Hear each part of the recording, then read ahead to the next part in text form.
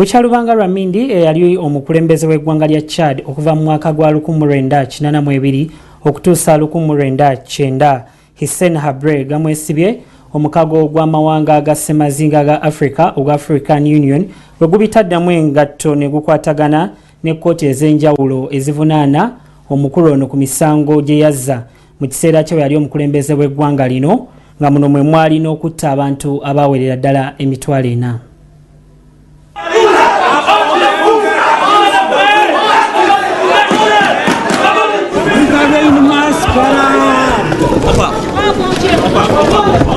Bannansi b'eggwanga lya Chad basanyufu bya nsusso oluvannyuma lwe yaliko omukulembeze w'eggwanga lyabwe Hissène Habré okugombebwamu obwala kkooti enkulu mu kibuga Dakar ekya Senegal nga kiyambibwako omukago gwa African Union omwegattira amawanga ag'enjawulo okuva mu ssemazinga wa Africa. Habré eyafuga eggwanga lya Chad okuva mu mwaka ogwa 1982 okutuusa 1990 nga yamala ebbanga lya myaka 8 mu bukulembeze bannansi bwe bagamba nti bwali bwa kuyungula zziga avunaanibwa emisango okwali ogw'okutulugunya abantu okukubisa abasiba amasannyalaze ssaako n'okulagira okutta bannansi ba Chad abawerera ddala emitwalo 4 mu myaka bwe yali akatuula ku ntebe y'eggwanga lino. Habré azavula ebiragiro bya kkooti eby'enjawulo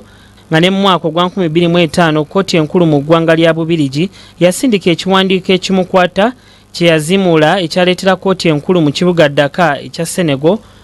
okusaba omukago gw'amawanga ga Africa okumukwata. Omukago gwawa kkooti eno obuyinza obw'okumukwata ng'era yakwatibwa n'aggalibwa mu ggwanga lino wadde kkooti enkulu mu ggwanga erya Chad yali yakamaliriza okuyisa ekiragiro eky'okumuteeka ku kalabba.